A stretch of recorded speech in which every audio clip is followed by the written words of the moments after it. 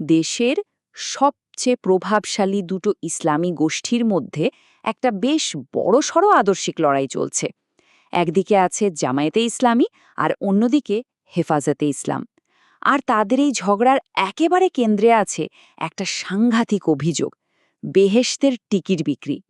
এর আসল মানেটা কি? চলুন ব্যাপারটা একটু তলিয়ে দেখা যাক। প্রশ্নটা শুনলেই কেমন যেন লাগে, তাই না? কিন্তু একটা অভিযোগই দুটো বিশাল সংগঠনের মধ্যে যে তীব্র রেষারেষি, তার মূলে রয়েছে। এই বেহেশতের টিকিট বিক্রির আড়ালে আসল কথাটা কি, আর কেনই বা এটা এত বড় একটা ইস্যু হয়ে উঠল, সেটাই আমরা আজ খুঁজে বের করার চেষ্টা করব।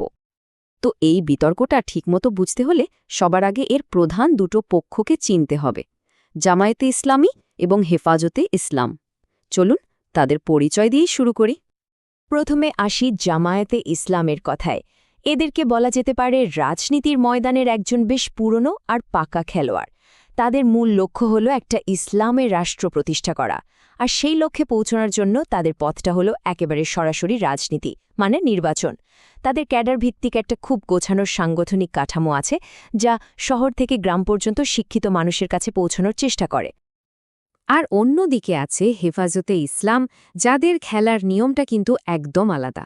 তারা কোনো রাজনৈতিক দল নয়, তারা আসলে কওমি মাদ্রাসা ভিত্তিক বিভিন্ন গোষ্ঠীর একটা জোট, যারা একটা প্রেশার গ্রুপ বা চাপ সৃষ্টিকারী গোষ্ঠী হিসেবে কাজ করে। নির্বাচনে না গিয়ে তাদের কৌশল হলো বাইরে থেকে সরকার আর সমাজের উপর চাপ তৈরি করে শরিয়া আইন বাস্তবায়ন করানো।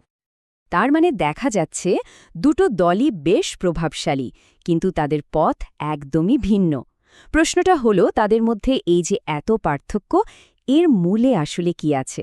তাদের কৌশল আর চিন্তাভাবনার আসল বিভাজনটা ঠিক কোন জায়গায়?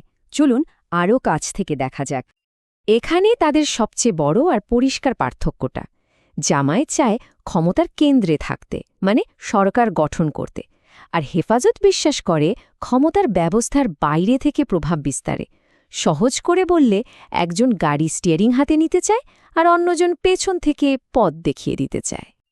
আচ্ছা, এই টেবিলটা দেখলে পুরো বিষয়টা আরও সহজ হয়ে যাবে। তাদের প্রাথমিক লক্ষ্যটা খেয়াল করুন। জামায়াত চায় ইসলামী রাষ্ট্র, আর হেফাজত চায় শরিয়া আইন বাস্তবায়ন। পদ্ধতিও একদম উল্টো। জামায়াত বেছে নিয়েছে ভোটের রাজনীতি, আর হেফাজত বেছে নিয়েছে সামাজিক চাপ আর প্রতিবাদের পথ। এমনকি তাদের সংগঠনও ভিন্ন।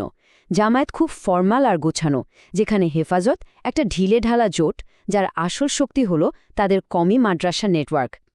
তো চলুন আবার সেই মূল প্রশ্নে ফিরে যাই, যেটা দিয়ে আমাদের আলোচনা শুরু হয়েছিল।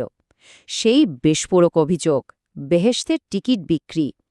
এর আড়ালের আসল রহস্যটা কি? চলুন এবার এই রহস্যটা ভাঙা যাক। এই অভিযোগটাই কিন্তু জামায়াতের বিরুদ্ধে সমালোচনার একেবারে কেন্দ্রবিন্দুতে। তাদের বিরোধীরা, বিশেষ করে হেফাজতের মতো সংগঠনগুলো, মূলত এটাই বলতে চায় যে জামায়াত রাজনৈতিক ফায়দা তোলার জন্য ধর্মীয় অনুভূতিকে কাজে লাগাচ্ছে। বিষয়টা অনেকটা এমন যে, আমাদের ভোট দিন আর বিনিময়ে বেহেশত নিশ্চিত করুন। এখন এখানে একটা মজার ব্যাপার আছে। এই যে বলা হচ্ছে বেহেশতের টিকিট বিক্রি, এটা কিন্তু আক্ষরিক অর্থে কোনো টিকিট কেনাবেচার কথা হচ্ছে না। এটা আসলে একটা খুব শক্তিশালী রাজনৈতিক রূপক বা মেটাফোর। এর মাধ্যমে এটাই বোঝানো হচ্ছে যে পরকালের মুক্তির মতো একটা পবিত্র বিষয়কে দুনিয়ার রাজনৈতিক ক্ষমতা দখলের হাতিয়ার বানানো হচ্ছে। তাহলে মূল কথাটা কি দাঁড়ালো? হেফাজতের চোখে জামায়াত যা করছে তাতে ধর্মের পবিত্রতা থাকছে না, কারণ তারা ঐশ্বরিক পুরস্কারকে ভোটের ফলাফলের সাথে জুড়ে দিচ্ছে। তাদের মতে বেহেশতের মতো একটা বিষয়কে রাজনীতিক সমর্থনের সাথে মেলানোটা ধর্মের মূল ধারণারই বিরোধী। আমরা তো বিতর্কের খুঁটিনাটি অনেক কিছুই বুঝলাম, কিন্তু বড় প্রশ্ন হল, এসব জেনে আমাদের কী লাভ? এই আদর্শিক লড়াইয়ের প্রভাব আসলে কোথায় গিয়ে পড়ে? চলুন আলোচনার শেষ ধাপে এর গুরুত্বটা বুঝে নিই। দেখুন, এই লড়াইটা শুধু দুটো দলের মধ্যে না, এটা আসলে ঠিক করে দেয় যে দেশের ইসলামিক ভাবধারার নেতা কে হবে, রাজনীতিতে ধর্মের ভূমিকা কী হবে, সেই জাতীয় আলোচনাকেও এটা সরাসরি প্রভাবিত করে। আর সবচেয়ে বড় কথা হলো, এটা চোখে আঙুল দিয়ে দেখিয়ে দেয় যে কৌশল আর দর্শন নিয়ে এই দলগুলোর মধ্যে কতটা গভীর বিভেদ রয়েছে। আজকের আলোচনাটা শেষ করা যাক এই একটা বড় প্রশ্ন দিয়ে। মতাদর্শ আর সমাজের গতিপথ তো সব সময় বদলাচ্ছে, তাই না? তো এই পরিবর্তনের সাথে সাথে এই অঞ্চলের রাজনীতিতে ধর্মের ভূমিকা ভবিষ্যতে কোন দিকে যাবে? এটা একটা গভীর প্রশ্ন, যা আমাদের সবাইকে ভাবার সুযোগ করে দেয়।